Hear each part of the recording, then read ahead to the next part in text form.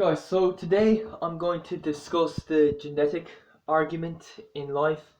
Um, Now look at Mo Farah. Mo Farah is, he won six world gold medals, track and field, in mainly the 5 and 10,000 meters. He won two silvers. He won four Olympic golds in the Olympics. He's a double Olympic champion. So you can tell, right, Mo Farah, to be that good, I'm pretty sure you do need good genetics for running. But look at his brother. His brother is like obese. Okay, like you actually look up photographs on Google Images, and you can see like how overweight he is. These guys are brothers, so they have the same parents, same genetic lineage, same ancestors, and one's Olympic champion.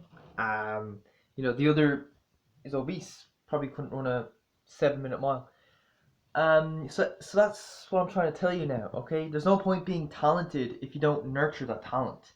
There's plenty of talented people out there, extremely talented people who've never played football. There's people who probably have the ability to be better than Messi, who've never played football in their life. There's people who have the ability to be faster than Joshua Cheptegei, who have never ran in their life, okay?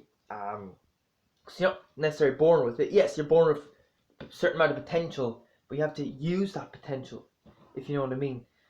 It's the same with IQ. All right. I read somewhere that after the age of 18, you can only improve your IQ slightly, and you're pretty much stuck like that for life. It doesn't work like that. It does not work like that. The brain does not stop developing at the age of 18. That's bullcrap. All right. And so 23 around this time last year, November actually.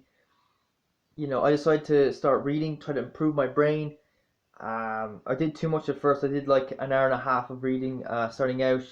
I did improve. I found my work easier, but then I think I plateaued. I stopped improving, so I have to cut down the volume to an hour, then 45 minutes, and I kept dropping until I was just doing a mere 20 minutes a day. 20 minutes of reading per day. Now I do 25, and I make the odd YouTube video as well. But I had an IQ of 70. All right. And school, if I went up to some teacher and say, right, I'm 23 years old, I want to try to improve my IQ, a lot of them would just say, no, you can't improve it, you're stuck at, you have a mental disability, you can't improve your IQ, and stuff like that. It doesn't work like that. It doesn't work like that. The only people who can't improve their IQs much are people who are close to their IQ potential. Alright, I'm still way off my IQ potential. But I've been working on my brain the last 11 months, and I just find that I find work a lot easier. Like, working at McDonald's for me used to be basically impossible. It took, like when I first started out at McDonald's in April 2019, they had me on, chicken batch and grill. They were the two stations I had to learn. It took me 4 months to learn those two, to get the hang of those two stations. When I heard that for most people, they get the hang of that in a week at most. Okay. And I could that they were the easiest stations in McDonald's apart from lobby.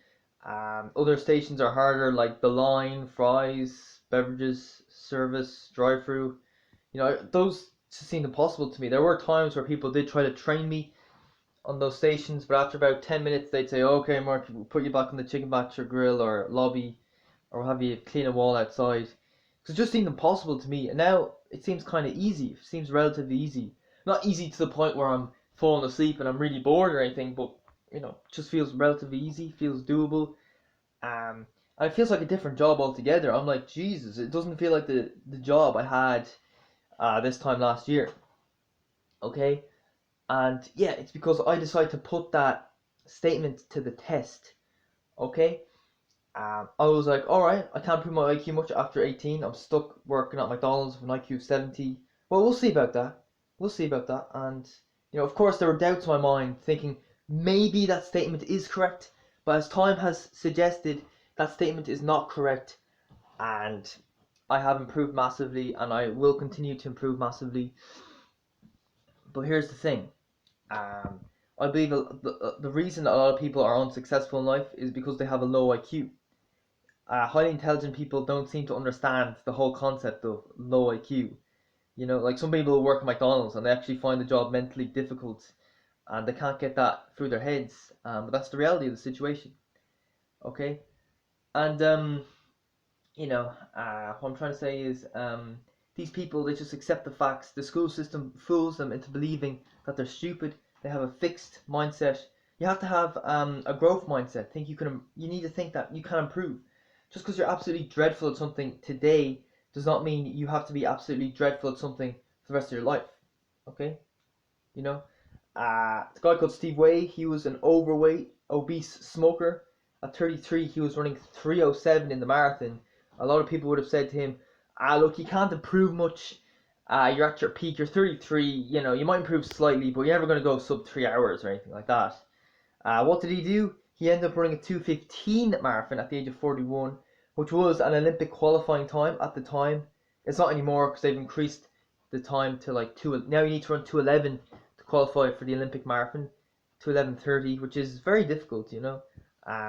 But in Ireland we have Kevin Seward and what's his name, Steve Scullion, both running below 2:11, which is pretty good. So yeah, you can be the talented person in the world, but if you don't nurture that talent, you're getting nowhere. Okay, I don't believe for 1 second that some people are just naturally intelligent. That just be some people can just be an amazing YouTuber without ever having read a book or without ever having had a conversation. I just don't believe that's the case. Okay.